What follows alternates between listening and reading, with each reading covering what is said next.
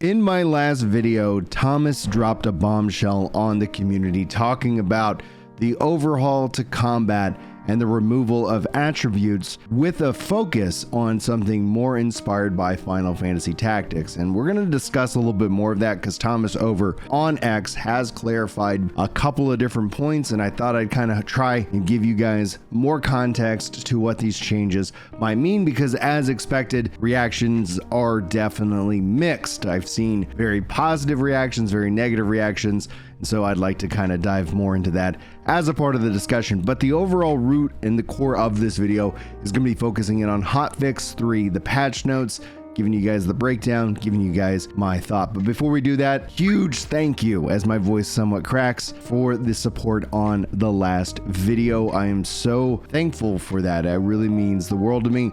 Also, welcome into the 653 new faces. It looks like we got Grande, Jay Restricted, and Sean Marchman new to the channel. Welcome in. So glad you guys are all here. We will be giving away a copy of No Rest for the Wicked at least once a week on the live stream. We're going to be doing hardcore runs. So if you guys enjoy that kind of content, or you want to just help the game succeed, you're already helping that happen by liking these videos, by being subbed to the channel and watching them, because the revenue that we're able to bring in, I'm going to try and give the game away. So I'm supporting the devs and also getting more people to be able to check out this incredible game that we're all still in early access, and we're all moving towards 2.0. But all that being said, let's dive into the patch notes. That's why we're all here. And let's kick it off with Kuro saying, "Hey everyone, we're back once again with yet another hotfix. We've analyzed more and more of the data and made some more changes that should really help us tighten up the experience as you make your journey through Isolacra. A part of the fixing bugs and performance issues that we've been reported, there's also a bigger quality of life change in here, like allowing players to carry much more stack sizes per item.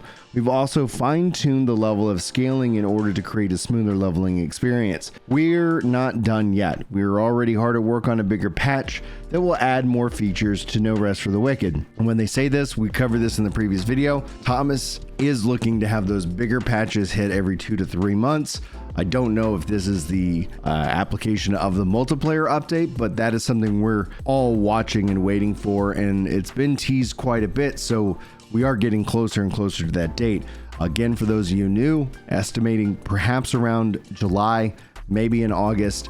We will see. I will give you guys all the details, so that way you are in the know as to what is happening. Anyway, he continues, "As always, we hope that you're having a great time exploring and fighting your way through Sakura.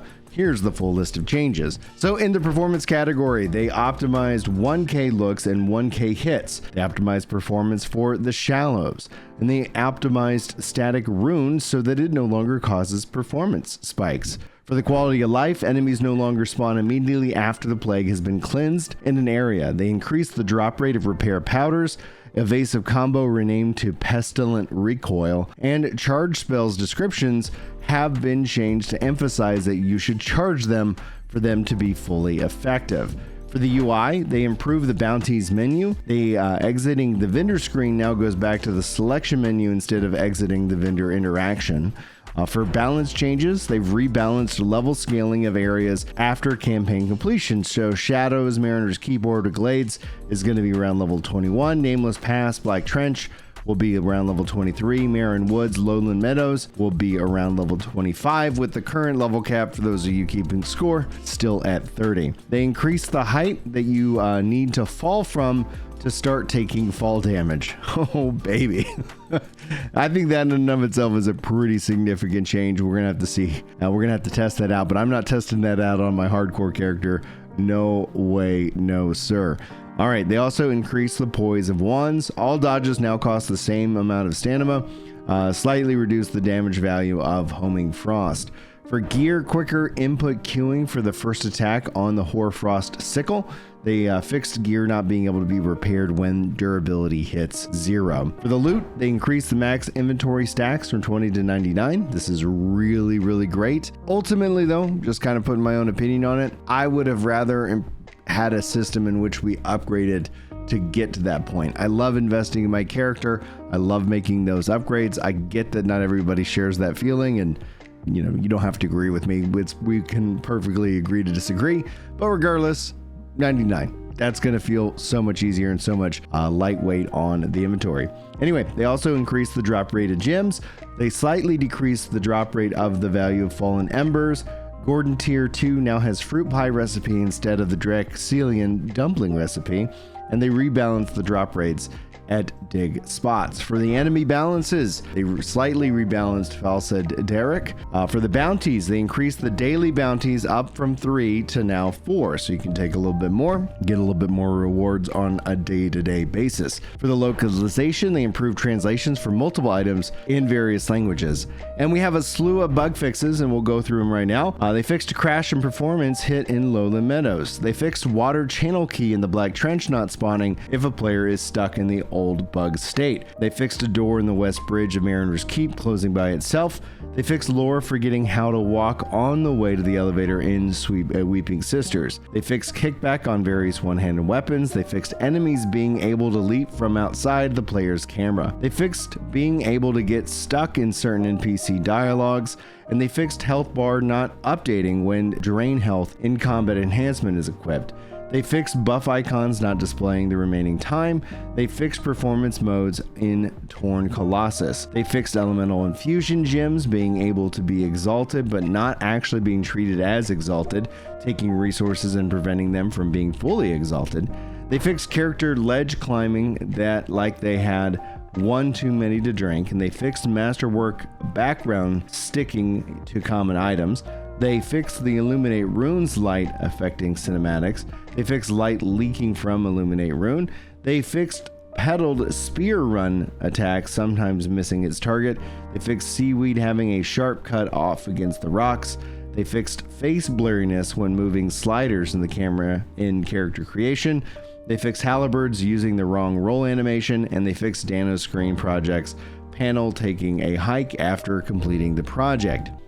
And that is our hotfix 3. I would estimate, unless there's some major issues, we might see another hotfix this time next week. Thursday tends to be kind of their bigger update day. Now, we'll see if that kind of continues, but ultimately, we know they're hard at work at what comes next.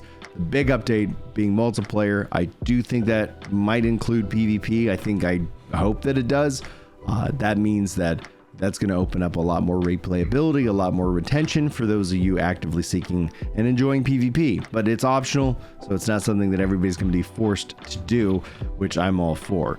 And they've stated multiple times, especially for those who might be concerned, there is not going to be anything you can't do in this game that requires more than one person. So for the solo players out there, you're not going to be cut off from content because you don't have somebody else to go flip a switch or what have you. But you might obviously be a little bit late to the party because we're assuming multiplayer ends up just making it a little bit easier. But we do know multiplayer will have friendly fire.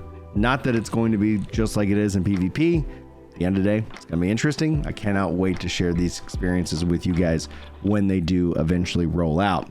Now, I said at the beginning and the top of the video, I want to talk a little bit more about what Thomas had to share. He posted these two things over on Twitter. We were talking about back and forth. I've seen a lot of love for Ogre Battle fans out there, so hello to my fellow SNES gamers. Also, at the same time, Final Fantasy Tactics, absolutely phenomenal, and I think it's an absolute masterpiece.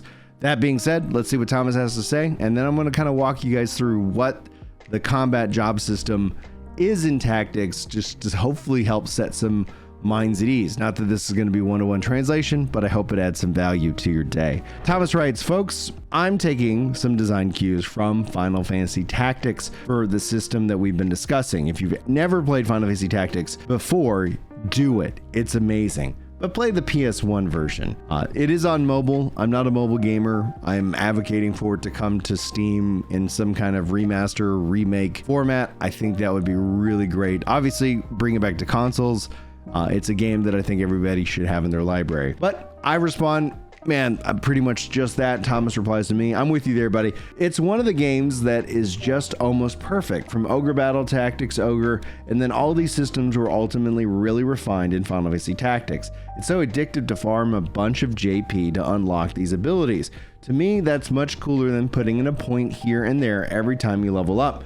That's why I'm making the change. And that's where I find this so interesting. You can see here, when you attack, you get some experience, you get some JP. And then based off of that, you can use that JP to unlock abilities. You can also sub-equip other types of abilities. So as you go through all the various different jobs, you master them. And in this case, when they were mastered, they would have a star over their heads. It isn't just about the abilities, you actually learn spells. So if you want to learn something like Flare, like you just see here on screen, you can choose to invest your points in that. If you want your Black Mage to have healing, you can take that as a secondary ability. They also had counter abilities, movement abilities, and not necessarily is that all going to translate into the game itself, but you can see that it is a really smart system, and it is incredibly addictive. Now, what does that mean for the future of No Rest for the Wicked? Well, it does lean me into thinking, but while they're not probably going to call it job points, there might be some kind of AP or some additional resource that you get by farming, and you can use that to unlock and build out your most interesting build. But what's also interesting, and especially back to tactics, as you start to play through, you unlock these different builds, these different pathways, and obviously you can switch between them at ease, but they did come with some restrictions in terms of what kind of gear your character can equip, and maybe we'll see that. But when we say all of it's said and done, take all of this with a grain of salt, because until Thomas officially announces and shows it to us, this is just a little bit of speculation based off of what he has told us so far. This is, I think, probably one of the best systems I've seen ever in an RPG, and it would be really interesting in No Rest for the Wicked. Obviously, depending on the implementation, that's going to be how it goes, but here we go. Guys, if you have any questions about this, I'd love to hear from you, and hopefully I can help either ease the concerns, or at least we can have the discussion about what we want ultimately from this game. Anyway, guys, I don't want to waste any more of your time. Thank you so much for spending it with me. If you guys enjoyed the video, a like, a comment, those go a long way, especially if you're still here. YouTube keeps reminding me that I'm not, I guess, doing a good enough job at hitting those like buttons. We're getting some really good view numbers. Roughly speaking, they like to see, I guess, 10% view to like ratio. But thank you if you've hit that like button, and no worries if you haven't. I totally get it, but I appreciate you guys. God bless, and hopefully I'll see you guys in the next video. But until then, take care.